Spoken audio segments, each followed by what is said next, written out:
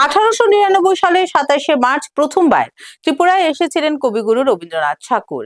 আর এই দিনটিকে স্মরণ করে বৃহস্পতিবার উমাকান্ত একাডেমির সম্মুখে একটি সাংস্কৃতিক অনুষ্ঠানের আয়োজন করেছিল মৈত্রী সংসদ। বৃহস্পতিবার আগরতলা উমাকান্ত একাডেমির সম্মুখে একটি সাংস্কৃতিক অনুষ্ঠানের আয়োজন করে মৈত্রী সংসদ। এই অনুষ্ঠানে শিল্পীরা রবীন্দ্রনাথের কবিতা আবৃত্তি এবং স্বরচিত কবিতা পাঠ করেন। তার পাশাপাশি চলে সাংস্কৃতিক অনুষ্ঠান। মূলত রাধাকিশোর মানিক্য বাহাদুরের আমন্ত্রণে 1899 সালে 27শে মার্চ এই দিনটিতে প্রথমবার ত্রিপুরায় এসেছিলেন কবিগুরু রবীন্দ্রনাথ ঠাকুর। আর ওনার আগমনকে স্মরণীয় করে রাখার জন্য বৃহস্পতিবার মৈত্রী সংসদ সাংস্কৃতিক সংস্থার উদ্যোগে এই কর্মসূচি পালন করে। এ বিষয়ে বিস্তারিত জানান সংস্থার সাধারণ সম্পাদক ডাক্তার মুজাহিদ রহমান। আমরা অত্যন্ত আনন্দিত এবং গর্বিত যে আমাদের এই ছোট্ট ত্রিপুরা রাজ্যে, এই পাহাড়ি রাজ্যে বিশ্বকবি রবীন্দ্রনাথ ঠাকুর 7বার এসেছিলেন।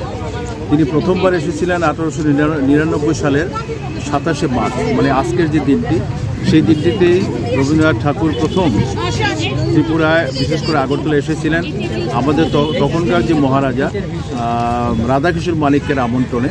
এবং আসার পরে তিনি ত্রিপুরার সঙ্গে যে একটা সদ্ভাব তৈরি হয়, তিনি 7বার ত্রিপুরাতে এসেছেন। আর এই কবিকে যিনি আবিষ্কার করেছেন তিনি হচ্ছেন আমাদের ত্রিপুরার মহারাজা বীরচন্দ্র মানিক্য। কবি তখন কিশোর বয়সে, এবং তিনি ভগ্ন হৃদয় যে কাব্যগ্রন্থ লিখেছিলেন, সেই লেখা বীরচন্দ্রের কাছে যখন পৌঁছে তিনি এতটাই আপ্লুত হন যে কবিকে আবিষ্কার করার জন্য, কবিকে পাওয়ার জন্যে তার যে সচিব আছে রাধারমন ঘোষ, তাকে কলকাতা পাঠানো হয়েছিল।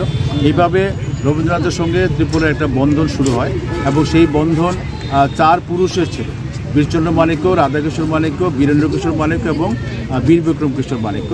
এবং এই যে সম্পর্ক তৈরি হয়েছিল সেটা সাংস্কৃতিক সম্পর্ক থেকে রাজনৈতিক সম্পর্ক উন্নীত হয়েছিল।